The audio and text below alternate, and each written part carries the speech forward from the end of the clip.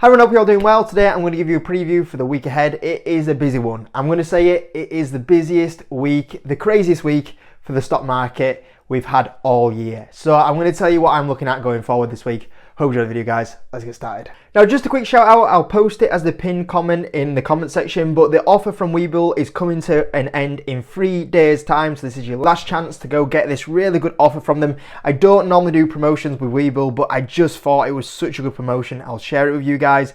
Tier 1, deposit £100, you get 5 free shares. You hold that £100 in that account for 90 days. You get another 5 free shares.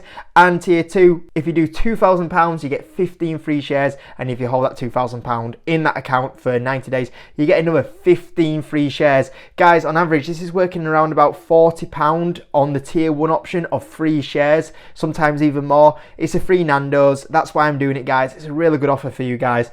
I've personally done it myself, so it's there for you guys to go use it if you want to. There's only 3 days left of the offer. So the big one this week, the one that the media is going to be focusing on a big time, is the US election. We are here. It's on the 5th of November, which is quite, for us guys in the UK, quite ironic that we're going to have some fireworks with this election, and obviously it's on the bonfire night for us in the UK. Yeah, so we've got the US election. It's going to be interesting. The market might move a little bit sideways on the election until we kind of know who is going to be the president for the next couple of years in the US.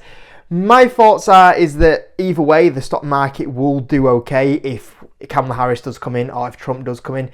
I think the market will prefer a Trump as the president just off what he has done previously, because obviously we've known he's been the president before, and what he's done previously probably give the stock market some confidence. And last time he was in as president, the stock market actually did quite well. It was quite a few good years, really. The few things that he did was he did big tax windfalls for companies, and they went and did a big amounts of share buybacks. Like 2018, 2019 were record years of share buybacks for companies because they had big tax cuts, and they went, how can we reward shareholders? We'll give them big share buybacks. So the stock market did really well off that. So the market would probably be thinking something similar potentially, and as well that the market might rally a little bit, because when Trump was in previously, he was very against Powell. He used to slate him big time. Many of you guys that were in the market in like 2018, 2019, you would have seen like he was proper going for Jerome Powell and saying, you need to start cutting the rates. Why are you being so stupid? And that came off a time where GDP growth only kind of like slowed down slightly. It wasn't even like a big drop in GDP growth. It only just came down slightly. It's just the signs of a weaker economy. And Trump was like, cut. And Powell eventually, he actually caved in, and he actually cut the interest rates, which was surprising, because you look at where we're at right now and the reluctancy to see Powell, you know, he's not wanting to cut rates even though inflation's down at the 2-point-something% range, and he's got interest rates double what inflation is at the moment. I think if Trump was in, he'd be hounding Powell to get those interest rates down, and maybe the market would also like Trump to come in to kind of put pressure on Powell to start cutting those interest rates. So those are two things that the market might start thinking ahead of and start pricing that in, and it'll start rallying. So yeah, I think that Trump would be better for the stock market, but either way, I think the stock market will be fine. I don't think it'll panic whoever gets in charge. I personally think myself, I think Trump will win the election. I think it's going to be very, very close though. And if he does lose, then obviously that will, we know what happened last time as well. So we'll watch this space, so we'll see what happens there. Earnings wise, mega week on the earnings side of it. Monday we've got Palantir. I know a lot of you guys like Palantir. The numbers, looking at Palantir's numbers, looking like a pretty decent upgrade here. 0.07 up to 0.09. The Yahoo Finance is just absolutely terrible nowadays. Yahoo Finance used to be like one of the best investing websites for data, and the amount of times you go on now and it just doesn't have the data. But I think they're expecting like somewhere like 20% growth or something, which would be very good. I don't know if it deserves to be 102 times forward earnings. That's the big thing. How much of it is kind of priced in here. Any form of miss would be punished big time, but we'll see what happens anyway. Then we've got the Wynn Resorts earnings, and then the other big one that's going to be happening today, as you're watching this video, it's probably very close to when these earnings come out actually. Hims and Hers are going to be reporting earnings. I'm looking forward to Hims and Hers. It's always a volatile one. Sometimes it can move up, sometimes it can move down. I am not bothered though. I'll be just looking at the financials, and tell me if the financials are good, and if the financials are moving in the right direction, I will be very happy with them. And looking at the EPS side of it, we're expected a 0.04 loss up to 0.04 gain. That'll be very good if they're able to do them numbers. And we're expecting 68% revenue growth, which is very impressive because at the start of the year, I think we were somewhere like 25% growth, which is, absolutely amazing. And that's probably why the stock is having such a good year, 111% up year to date.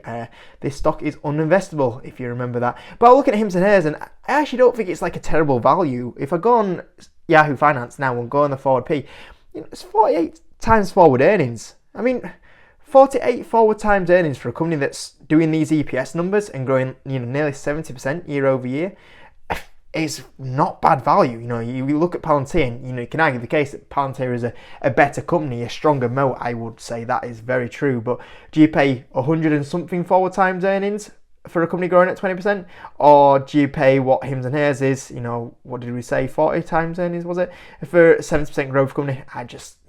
It's maybe arguing the case that even right now, even after a 100% return year, that Hims is actually not too bad value at all. I'll probably do a video on Hims and Hers earnings on the YouTube channel anyway. Tuesday, nothing too much. Ferrari, I used to own that one. That was a great stock for me. After the close, Supermicro, I already thought they reported. Coupang, a few guys like Coupang. iRobot, that's another one I actually used to own. Not too much on the Tuesday, so a little bit of a relaxing time frame for us on the US markets. Celsius on the Wednesday, I was actually looking at Celsius numbers. They're actually forecast to be quite weak on these earnings. Obviously, the inventory stock is kind of kicking in here. Big thing will be guidance and what they're seeing going forward, and then hopefully, as you can see in 2025, if we can go back to growth on the EPS and revenue when Pepsi have dealt with this backlog, that'll be key.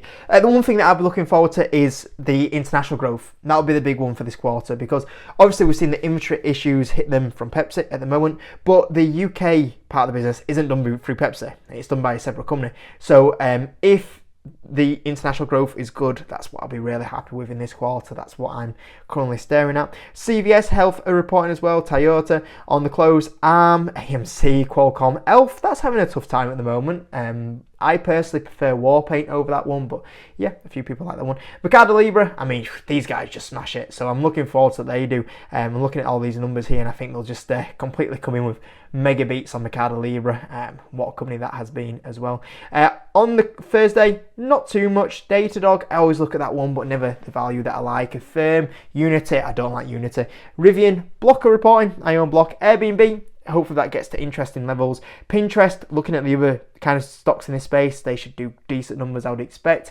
Arista Networks, but the big one, obviously, staring at us right there, The King. The King is reporting on Thursday. I'm expecting a decent-ish results from them. I think the hold rate has been pretty kind to them in this quarter. So again, there's no revenue guidance here, which is a bit annoying, but I think they're expected to grow in the 40% range, which would be very good. EPS is negative 0.61 to 0.42 negative. I actually was quite surprised because obviously it's a great increase, but I actually thought there would be more towards like the negative 0.2, 0.3, because Q3 is the big promotional spend because of the start of the NFL season, so that's why it's the worst quarter on an EPS point of view. You can see that, for example, on Q4, they were actually expecting good amounts of positive EPS in Q4. But yeah, I was like looking at this and I thought, I'd be disappointed with those numbers. I would really expect them to come into like the negative 0.3 something at least. So that's what I'll be staring at with DraftKings numbers, and we'll see what they do there. But even DraftKings now, because it's been a bit of a stagnant year for DraftKings, I mean, it's up 6%, I guess. It's not performed amazing. I called it at the start of the year, though, if you guys remember. I said DraftKings is not going to have a great year this year. I thought it'd do a little bit better than this, though. I thought it'd be up at least near the market return.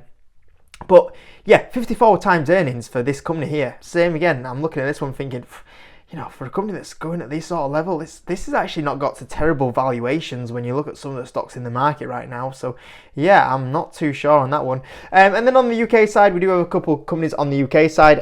Somehow have forgotten to load the UK slide up for you guys, but we've got the likes of S4 Capital reporting, so we'll see what goes on there. We've got Mobico reporting, which their key driver is to just increase that profitability. We've got ASOS reporting, which might be the last time that I actually have a report from ASOS as a shareholder, because I think I might have to give up on that one now, because there's a little bit slow on the improvement side and the turnaround, so we'll see what happens there with that one. But yeah, there's a lot on the UK side, a lot on the US side as well, so yeah, a lot of earnings to go through, and obviously, yeah, the US elections on top, which will be volatile as well. So yeah, it should be a very, very interesting week, and I'll definitely have a lot to talk about on the YouTube channel once again this week. So yeah, hope you enjoyed the little preview, guys, and I'll see you on Tuesday, where I'll probably talk about hims and hers earnings. So yeah, check in that video. See you in a bit, guys.